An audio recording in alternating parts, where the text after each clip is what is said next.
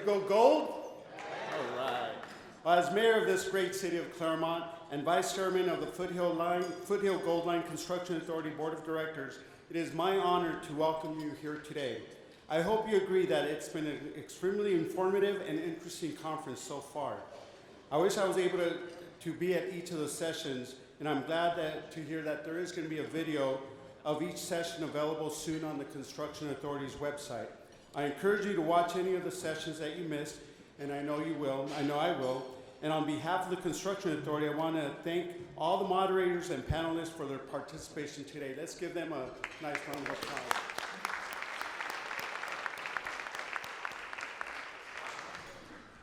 As you heard from all the panels, getting to the Foothill Gold Line to Montclair is as important to the region as it is to each of the individual cities.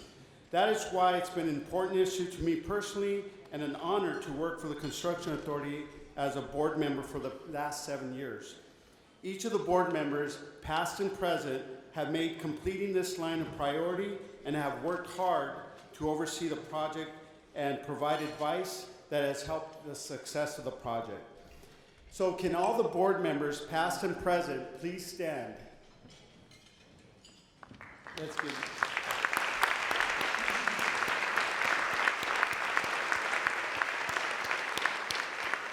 I want to particularly highlight John Blickenstaff, who really is the one who paved the way to letting me come on board and really pushing it out east. So thank you, John. And also Dan Evans, who's been our historian, who was reminding me that we're sitting in the dance hall here at Pomona College. So thank you, gentlemen.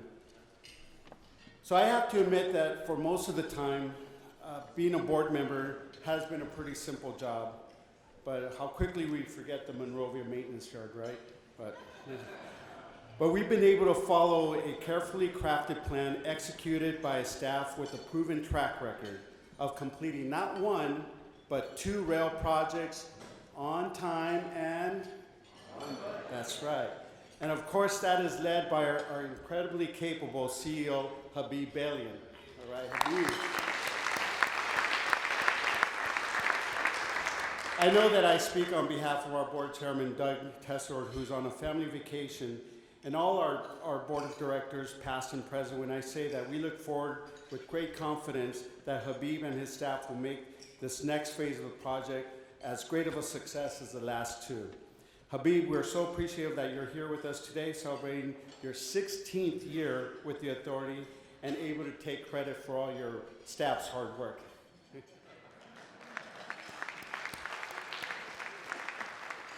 This is an awesome team, and these projects take many years to plan, fund, and construct, and we were just commenting on that these projects, great vision, but they take time. And that's why I guess Habib has hired some of our best young staff. Well, to introduce our young staff, we have Chris Berner, directing planning and construction. Where's Chris? All right, Chris. Randall Dew, our heading finance. And Mitch Purcell, leading procurement and legal. And I especially want to recognize Director of Public Affairs, Lisa Levy-Bush. And great job, you and your team, putting this event together. And Lisa's also a constituent, so thank you very much. And the rest of the staff and consultants from the program management team, from the Hill International, I saw you guys over here, who all have done a great job. I'm also honored to be the chairman of the Joint Powers Authority Board of Directors, which is made up of elected representatives from all the cities along the corridor. Ensuring the local cities that are part of the process from the early stages is the hallmark of the authority's successful grassroots strategy. I would like to ask all the Joint Powers Authority board members and alternates that are here if you could stand. Are some of you here? Or any of that So please help me thank these elected officials for their continued support, and not just for our region, but really for the whole, not just for St. Gabriel, but for the entire region. With that, I have the immense privilege of introducing a man that really does need no introduction. Since becoming the mayor of the city of Los Angeles in 2013, he has made expanding transportation for county residents a priority for his tenure. He has made it clear that he has a regional vision and has led it by collaboration, putting together all the mayors of the region, bringing them together and always discussing the issues. Over the last few years, he has come out to the San Gabriel Valley many times to talk about transportation and support completing of the Foothill Gold Line. In fact, I think he's come out as mayor of Los Angeles to the San Gabriel Valley more than all the mayors of Los Angeles combined.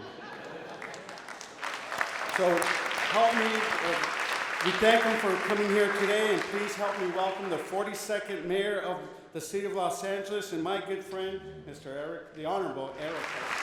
Thank you, Mr. Mayor. Thank you for having us in your amazing city. I love being here.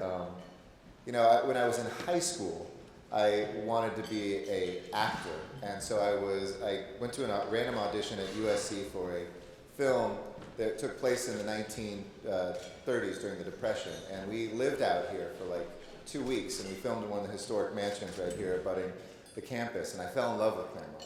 And while my acting career didn't work out, thankfully, the love of this place and the entire San Gabriel Valley, which to me really has such deep roots and such history that informs all of the region of the Southland, and was such a gateway and such a welcoming place, it's really like coming home to be here. So thank you. And I appreciate it. When you say I've been here more often than any mayor in the city of LA, it's a very low bar. That's like being the tallest building in Canoga Park, but I'm happy to overcome it. But it comes from my heart with a lot of folks here who are my peers, fellow elected officials who sacrifice their lives to really do things that we can look back on at the end of our days and say we were a part of it, whether it's as appointed officials, whether it's as elected officials, or those staff members that are helping us do big things. When I was looking at the video, I couldn't help but get a little bit emotional at the ribbon cutting because my daughter, Maya, her face is cut off by the sign, but I saw her legs and dress dangling underneath, and she's 4 years old. And it's something she remembers, and I think it's something I can show her pictures of later in her life that, you were there when it happened. And we've had such extraordinary representatives here.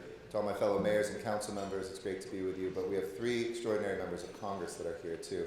The terrific trio, Grace Napolitano and Judy Chu and Norma Torres. Let's give them a round of applause and thank them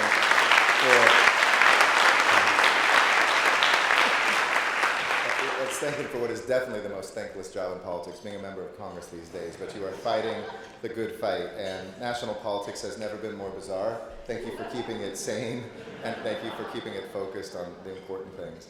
And I'm really excited to be here to celebrate the extension of the Gold Line, knock on wood, all the way to Montclair, and I really look forward to our joint transportation future together. This comes at a really critical moment for our county. I don't have to remind you that Election Day is less than a month away, whether it's voting yes on G here in Claremont for the schools, or whether it's looking at HHH in the city of Los Angeles, where we're confronting homelessness. There are a lot of city measures, but if there's one thing that ties everybody together, it's the traffic that we are stuck in. It is the time away from our families. It's the job interviews that we miss. It's the life that we can't even contemplate doing and taking a job across town because we wonder whether we're going to spend our lives just being stuck on the road. And I think that the Gold Line Foothill extension shows us what can happen. I used a story from the San Gabriel Valley in my State of the City address this year, where I talked about a woman who lives along the Gold Line, who was able to take a job in downtown Los Angeles, because quite often we live in one city and work in another. She had a newborn, and she said she wouldn't have been able to take that job in this new tech company. It's helping us have a tech future here in the Southland if it weren't for the Gold Line, where she gets an hour and a half back every single day, time that she can spend with her newborn baby. Those are the reasons why this is not just about $120 billion. It isn't just about 10 lines being extended or built. It isn't about the freeway improvements, the number of intersections. It's really about people. It's about stories. It's about the quality of our life. That's why transportation is so important and so universally held. No matter who you're voting for president, you're stuck in traffic. No matter what your ethnicity is, you're stuck in traffic. No matter what your age is, you understand that. And there are people who cross this great metropolis, and we really are a single metropolis, trying to find a better life for themselves. It might be somebody cleaning homes who lives in one part of town but then goes to another part of town, and they're dependent on transit. So at the bottom end of the economic scale, we have to do what's right for those people who have no other options. In the middle class piece, we have to have a competitive city where people will say, yeah, I'd like to bring a business here, or I'd like to keep a business here, or grow a business here, because I can think about those middle class jobs that I support having a decent quality of life. And even for the wealthiest in this town, it is really important for us to pass something like Measure M, because we won't be able to have, even those who stay in cars won't be able to see people get off of the freeways, won't have the option to maybe try transit. And what I love is, I was talking to the CEO of one of our largest companies here in Los Angeles. It's based downtown Los Angeles. It's the Capital Group, a big investment firm. And the CEO of the company takes public transit every day. And I said, that's a little bit unusual, but why do you do it? He said, I could sometimes beat the subway getting to downtown. Maybe it'd take me, on the best of days, 35 minutes. But some days it takes an hour and a half, and I never know how much it's going to be.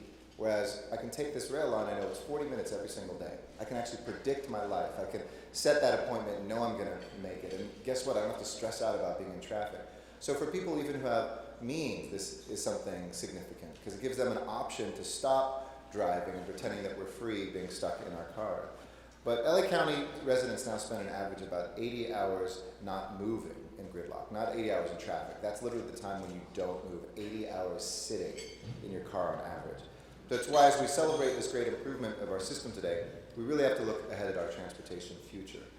We know the arguments, but I hope you will make them. Do not take this election for granted at all. If you got your sample ballot from the state, you will finish reading the arguments for and against everything sometime in January of 2017. So I'm recommending people, and feel free to steal the line, start at the back. I think you know how you're going to end at the front, so start at the back, because those local measures, whether it's our schools or homelessness or community colleges, and ultimately Measure M, that's really what affects our lives, even more than who's in the White House, as crazy as that may sound. It really is what resources we have right here. And stress to folks that this is about leaving nobody behind. Seniors, we have worked with ARP who've been extraordinary. They've never endorsed a local measure in state history, and they endorsed this measure. We're doing a telephone town hall next week with a lot of seniors that will call just kind of randomly on the phone. Hope to reach a few thousand at once with the technology. You can now make these big calls. And they've been out there because they understand keeping fares affordable for seniors is important. Keeping our access so that folks who have disabilities or seniors with disabilities can move around. We're going to have 2 million more seniors in this county in the next 30 years. So as we look at that graying population that we're all a part of, we can then look at the ways that we can make sure they have a great retirement and a great quality of life. Our veterans, our students, all those folks that we need to, that's a big part of the argument, what resonates with people as well. But also we need to talk about the specifics. Out here, obviously, the extension from Azusa to Montclair, extending the East Side Gold Line to South El Monte and Whittier. And I want to say one thing, because the only opposition, really, besides some people who just don't want to pay a quarter penny more on their taxes, and the reason I say quarter is we're getting a quarter back from the state. Remember, we had the temporary sales tax that'll sunset this year, so adding a half means we will net pay a quarter penny more at our businesses next year if this passes. But besides those folks who are just anti-tax to begin with, the only arguments have been, it's not fast enough. Wasn't that a great argument to have? Not will we have the money, are we going to move forward, but it doesn't move fast enough. And don't take my word for it or John Fasana's word for it, but Phil Washington, our great CEO, and see Stephanie, our deputy CEOs who here are extraordinary staff that's been working on this. We have public-private partnerships that are lining up to accelerate the official dates in this measure by years and sometimes decades. For instance, a new line that will be built from downtown Los Angeles all the way to Artesia through the southeast cities of our county that deserve to have transit. We had that initially finishing in 2 different phases over a couple decades. We shortened that down, and we had 3 unsolicited proposals, meaning companies who have come and said, we can do it even faster. So in 2025, that line could be done. And so if we're complaining that it's taking too long, pass the measure, then let's fight about speeding it up. Not passing it, I guarantee you, slows it down even more. And so I think we have to tell people about that we're looking at all of our freeways, the 5, the 710, the 605, the 71, the 57, the 60, just to mention a few. And I also point out my dear friend and supervisor, Mike Antonovich, last time, he was not for the last measure. And I listened as mayor of the city of Los Angeles to the criticisms of people feeling this was done in the back room, it wasn't fair to everybody, and he designed this. I owe him a debt of gratitude. He started this when he was chair, and he made sure that every part of this county gets money based on its population. So the west side of LA, contrary to what people might say, can't steal money and isn't stealing money from the San Gabriel Valley, which can't take money from the gateway cities, which can't take money from the San Fernando Valley or North County. This is done finally in a fair way, and I think it is probably the most important thing that we can do. So I'll conclude with this. It has been a real honor to work with you. I can't wait on November 9th to get to work saying we actually passed this, and maybe we'll accelerate it to my friends across the county. Next month we'll be actually handing over the airport. It's kind of my Chris Patton Hong Kong moment where we're going to give Ontario Airport back to the people of Ontario and the Inland Empire, which we're very excited about. And I hope our colleagues in San Bernardino can join with us to make that connection all the way to the airport. Our federal partners can look for those funds every single time. When we have too few cars and too many passengers, that's a really good problem to have. That's a great one to have. And we're going to locate those jobs here, building those tracks here, 465,000 middle-class jobs. The next economic downturn, this is recession-proof. So I know I'm preaching to converted, but thank you. I can't wait to get to work. And I hope that I can look at you the next time we are here together and say, a promise made, promise delivered, that at least the 4 votes that we have from the city of Los Angeles on the Metro Board, joined together with your great representatives, led by our extraordinary chairman, who's become a great friend and who has crisscrossed this county. He should be elected mayor of the county of Los Angeles after the work that he's been doing, but John Fasana has just been amazing. Why don't we give him a round of applause and thank him. So, can we pass this? Yeah. We're going to work hard to do it? You're going to send some emails or make some phone calls today? Yeah. Good. Well, let's look back and say that we did it, and we got the line done, and we got the network finally finished. Thank you all so much. Please welcome a great council member, a great chairman, John Fasana. Well, thank you, Mayor. It's been a very interesting day. I think we've learned a lot about the plans that have already been made to extend Phase 2B out to Montclair. I think we also know that to get to Ontario Airport, we need to get to Montclair first, that each step takes us closer to the finish line. We've learned about the joint use and transit-oriented developments that have occurred. We've learned more about the brain drain and what it means to the economic and educational well-being of the region. But we also know, as the mayor said, he's mentioned just about every project that conceivably will be improved, and the opportunities for our way of life really to eliminate some of the isolation that's occurred. As our freeways have broken down, as we spend more time in traffic, we become more disconnected. And it's not only disconnected from going places, in terms of a voluntary basis, but even the economic opportunity of connecting with job opportunities across the region. You say if you have a job opportunity on the west side, or if you have employers trying to reach out to people in Claremont, right now it's just kind of difficult for people to really see that they can make that work on an ongoing basis. So we know that we're on to something. We know that there's a lot of excitement, and as was mentioned, the big complaint is that a lot of this is not happening quickly enough. So let's have a no regrets policy, that we put everything we have into this. Let's get out there and pass the word that we need to pass Measure M and have an outstanding vote on Election Day and a great result that will really transform our future. And with that, I want to shift gears because we've had some tremendous partners. And one of the great things about Measure M is that it will bring local resources into play to be able to leverage with state and federal resources. And we've had some real champions here representing us, as have already been acknowledged. First, I want to introduce my Congress member, Grace Napolitano from the 32nd Congressional District. All I can say about Grace is when Grace went to the State House and when she went to Capitol Hill, she has never lost touch with the community she serves. And whatever your issue is, if you have an issue that comes to you in your city and you talk to Grace or her staff, she is on it. And I have to admit that at times I feel a little sad for the bureaucrats on the other end of the line when she picks up that phone and starts dialing, because you'll be right in the middle of a meeting, Grace just whips out that phone, and someone's having to do, a little explaining to do, shall we say. So Grace always has been very passionate. She's always maintained that touch with her communities. I'm proud to call her my Congresswoman. Please give a warm welcome for Gold Line Phase 2 supporters for Grace Napolitano. Thank you, John. That was a paid political announcement. Thank you, first of all, to the college for hosting this wonderful gathering. To Board Chair Dr. Tessitore, where are you? Not here today? In Maui. Oh, Sam, to the Metro Chairman John Habib, CEO, and Mayor Garcetti, thank you for gracing us with your presence and giving us such a great overview. This Gold Line project is the most important transportation project in this community and in other communities. It takes thousands of cars off the road and provides transportation and commuters affordable, safe, and convenient options to get to work, shopping, school, and the Rams. Let's not forget them.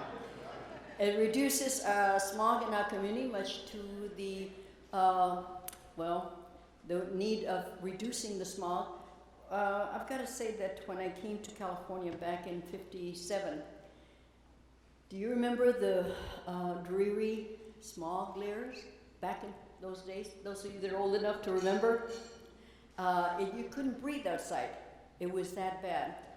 So now things have changed, and the reduction has been tremendous, and that it continues with the work that you're doing with the Gold Line.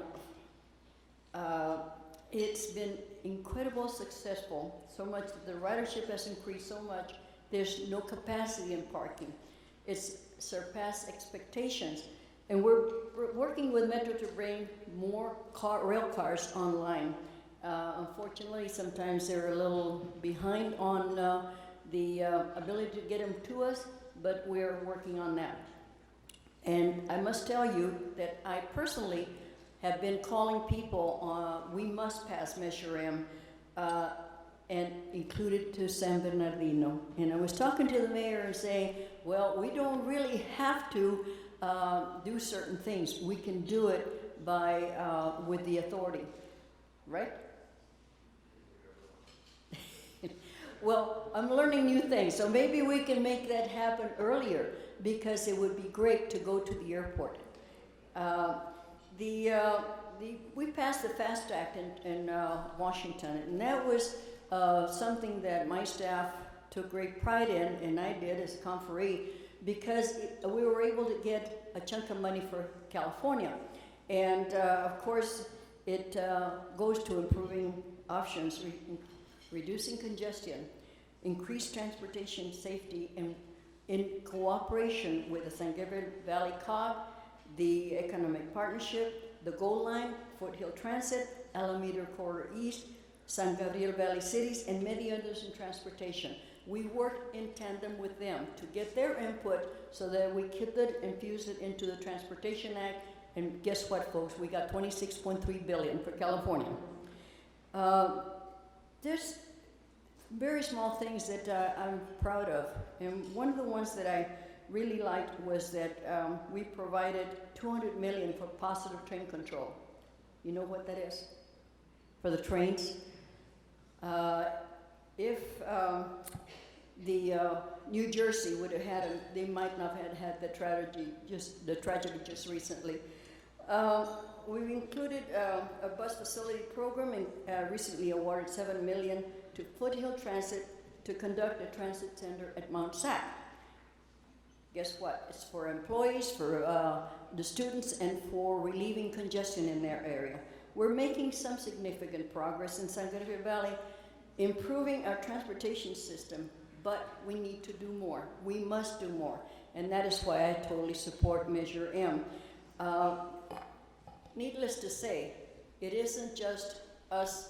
I told the mayor he should have had some lists here with phone numbers and handed them out, because then we would have gotten on the phone.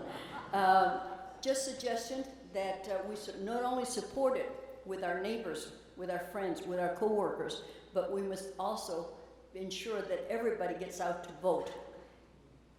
November, what? 8. Right on. Vote Measure M. You know, we talked a lot today about Measure M and why it's critically important for the Gold Line Foothill extension. We had probably the intro measure to this was in 2008, Measure R, and it was greeted not nearly as warmly, to say the least. It only partially funded the line out to Azusa. It did pass. But then in 2009, when we were saying, okay, well, you said it was going to go to Claremont, we knew it was Azusa, let's go ahead and get the money out, because as is the case today, we were ready to build the line back in 2009 as well. Well, it was a little tough to get Metro to release those dollars with some of the board members, but a very unusual thing happened, and this was shortly after Judy went to Congress in 2009, after Congresswoman Solis moved to the cabinet, and very early on we formed a rather unusual alliance where Congresswoman Judy Chu and Congresswoman Napolitano, working with members from the South Bay delegation advocating for Crenshaw, sent a very strongly worded letter to Metro, and that really is kind of what changed everything and got people to really thinking about, are we really going to think regionally about this or not? So it's a very key moment in the history of the Gold Line Phase 2A to unlock the funds and allow the project to proceed on time and on budget out through Azusa. So at this time, I'd like you to welcome Congresswoman Judy Chu, who is involved with Congresswoman Napolitano in making that happen.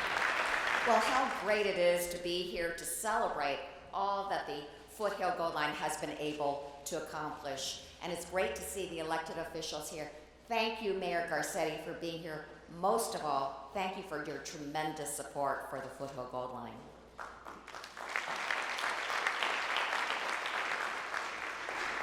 Now, how many times have I had to travel from one end of my district to the other, from Pasadena to Claremont, during rush hour on the 210 freeway, only to be sitting there going 10 miles an hour as though we were on a parking lot? Well, far too many times have I sat there, looked at my watch, and wondered whether I would ever get to my destination on time. And the carpool lane was no better. It was still a parking lot on the carpool lane. So it's been abundantly clear that we need to get cars off the roads by building mass transit. And that's why I made expanding the Foothill Gold Line one of my top priorities when I went to Congress. Well, I got to work on the issue right away. Yeah, as you've heard, there was a crisis right in 2009 as I got elected. I was hit with the disturbing news that the Metro Board was not going to include the Gold Line on its long-term transportation plan, preventing the funds from being released to the Azusa extension. So, Congress members David Dreyer, Adam Schiff, and I joined together to lead the fight against this and to reverse this. We got 14 Congress members to sign on, including Grace Napolitano, and we lobbied the Metro Board to reverse it. We put in an op-ed in the LA Times, and the Metro Board never seen anything like it. And we were successful. Today, as I look at the success of the extension to Azusa, I feel such pride and such satisfaction when I see how much this line has been embraced by the community. In fact, at the time, they were saying that the ridership was low compared to, say, Subway to the Sea. But instead, what have we found from the ridership ever since the Azusa line has been completed? We've seen that ridership is up by 9,000 boardings on weekdays. Metro had to even expand Gold Line services by running trains closer together to keep up with the demands. Passengers are getting out of their cars and onto the trains for their commutes to cities like Pasadena. And now patients at the City of Hope have a convenient way of getting there. We've seen that the community surrounding the stations are flourishing with new economic investments. More than 8,500 housing units and 2.4 million square feet of commercial development have been built within a half mile of the Gold Line stations, bringing $4.7 billion in investment to these communities. And nearly 4,000 additional housing units and over 1 million more square feet of commercial development is already underway or has been proposed along the extension out to Montclair. And that's why I say we cannot stop here. We have to continue out to build the Gold Line to Claremont, Montclair, and ultimately to the Ontario Airport. Now, as a former community college professor, I especially look forward to this extension reaching its potential as the brain drain. Already, students can save money and conveniently commute to Citrus College in Azusa Pacific, but I can't wait until this train serves the Claremont colleges. And so that's why we can't stop here. This is such an important measure on November, Measure M. This is the one great hope that we have for extending this line all the way out to Claremont with $1 billion of revenue. So I hope that you urge all your friends and family members to vote for Measure M. Let's make sure that we get the Foothill Gold Line going all the way to the Ontario Airport, and let's make sure we fulfill our dream of an LA County that is friendly to mass transit. So thank you all very much. Judy's comments about the City of Hope remind me of a story that our city manager in Vardy told me just recently. He's very familiar with the City of Hope. He never anticipated he'd become familiar as a patient. But while he was being treated at City of Hope, he was meeting with Dr. Stephen Foreman, who probably has done more bone marrow transplants than anyone else in the country. They are a national leader in that. And he stated that since the Gold Line opened, I think he lives in Arcadia or Pasadena, but he has never driven to work since. And I think those are the types of opportunities that we have to really change our behavior.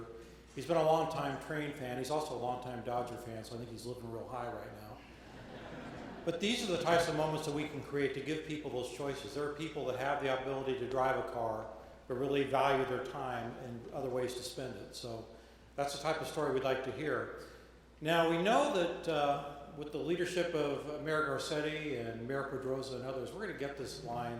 We're going to pass Measure M, and we're going to get it to Montclair.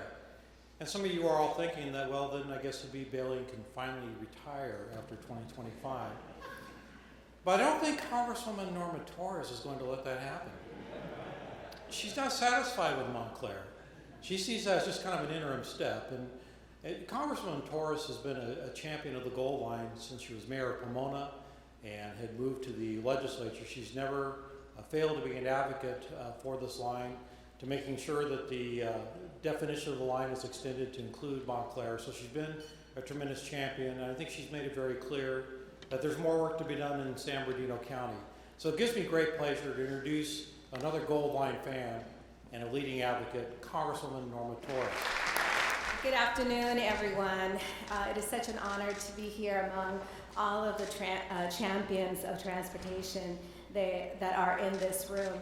And it's you that truly deserves to be recognized and commended for all of the work that has been done to date, whether it was challenging the board that could vote on whether how funds were going to be spent or how far this was going to ultimately travel to.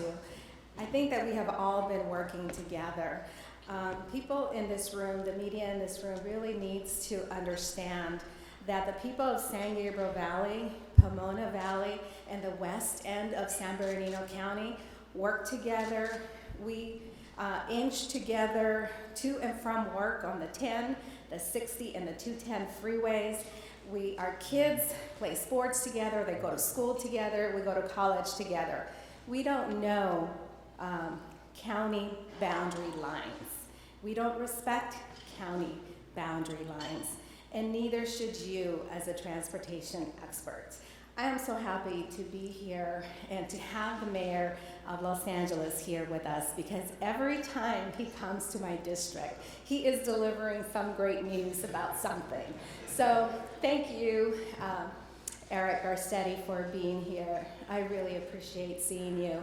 When he was first elected to the city of LA as as mayor, I remember getting a call from you. You probably don't recall this, but I was in the state assembly at the time, and he was making a commitment to me. And that commitment was that no matter what had happened in the past, that the option of returning Ontario Airport to local control was not if it was going to happen, it was when it was going to happen. And true, he has kept to that commitment, and I don't really know very many politicians that actually keep to their promises, but he has done a great job maintaining those commitments since he was elected. We shared other mutual issues of concern as it relates to homelessness. You see the bus that is downtown Los Angeles. The last stop is my home city of Pomona. So the city of Pomona and the city of Los Angeles are tied together with this homelessness issue. They go back and forth on that bus line, and it is something that I know you're committed. And thank you for helping me when I was the chair of the Housing and Community Development address the issue of those vouchers that we were going to lose in Los Angeles County because there was a lack of housing inspectors. What I want to say about transportation in the future of the Gold Line to the Ontario Airport is that it is going to have to take a commitment from all of us in this room to ensure that Sandbag understands and makes it a priority that we are not going to stand here and allow them to continue to not prioritize this as a project that is important to the residents of the west end of the district. And for my own self and my office, I am no longer going to continue to rubber stamp their request for letters of support for projects outside of my district, which I have done so over the last year and a half, without getting a commitment from them. Without getting a commitment that translates into an actual line item, budget line item, that states where this is going to help the Gold Line get to Ontario Airport. You see, I have a snapshot of the cap and trade dollars that were allocated in this last quarter. And the reason why I keep that in my phone as one of my favorite photos next to 50 other photos of my 22-month-old grandson is because it serves as a reminder to me every single time that I look at those favorite photos of the lack of inclusion to the west end of San Bernardino. My district got $0 in cap and trade dollars, $0. And the reason for that is that the Gold Line to Ontario Airport did not even make it as a priority project in their budget. And if we can't recognize that this is a critical project for the citizens that now have made the Inland Empire their home because they were priced out of the LA market, and we have affordable homes still in this area. If we can't recognize that they are our mutual constituents and that we need to help them, and it is unfair to say to them, you shall continue to inch your way and compete on the 10, the 60, and the 210 with those truckers that are trying to deliver the goods that come into the Port of Los Angeles and the Port of Long Beach to the Inland Empire, because logistics is our business. Logistics is our business, and we can't afford for our constituents to continue to drive 40, 50, 60 miles one way to work and not expect that is the quality of life issue that rests on all of our shoulders, and that is the quality of life issue that all of us have to work together to resolve. So Habib, I am grateful to you, I am grateful to the board, I am grateful to everyone in this room for continuing to allow me to participate in any way that I can to support you. Know that I will continue to be your biggest cheerleader out here, and I am honored to serve with these two wonderful representatives that have taught me so much in the last year and a half that I have represented this area in Congress. So thank you, continue doing a great job, and reach out to me if there's anything that I can possibly do for you. Let's thank our Congress members Torres, Napolitano, and Chu for their presentations. I hope that you saw today that, and I hope you've been inspired by the programs that from our city halls to the U.S. Capitol. That's how we can maximize Measure M dollars to make these projects work. To everyone else, I want to thank you very much for participating today. And in Habib's words, the journey continues. Thank you very much for coming out. Yes, on Measure M, start from the back, right? Start from the back.